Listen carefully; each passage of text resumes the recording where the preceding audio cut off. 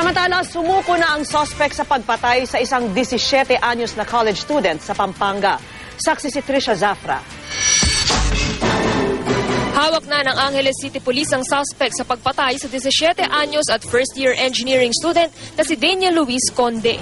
Posible raw nanlaban pero hindi kinaya ng campus beauty queen at taekwondo black belter ang suspect na nanloob sa kanyang silid sa tinutuluyang boarding house noong Marso 2. Bago sumuko kanina, unang nakipag-ugnayan sa barangay ang kapatid ng 29 anyos na suspect na si Rolando Estrada. Yan ay para raw linisin ang pangalan ng suspect matapos puntahan ng pulisya ang bahay niya at ng mga kapatid bilang bahagi ng investigasyon. Pinuntahan po ako ng kapatid niya, gawa na nagtatrabaho sa akin sa barangay. Medyo na-alarma na sa safety ng kapatid niya. Gawa ng puro raid ang nangyayari sa mga bahay-bahay ng mga kapatid niya.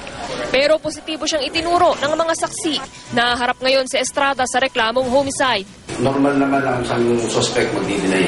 Pero bakit po siya lumapit sa sabi nga ni Mayor kanina, because of the pressure that is being initiated by the police, lahat na ng possible location niya, pinupunta na namin. Ang pagsuko ng suspect nataon sa huling araw ng burol ni Daniel Luis sa Capas, Tarlac. Medyo nakaluwag-luwag po kami kasi nahuli na yung suspect. Trisha Zafra ang inyong saksi.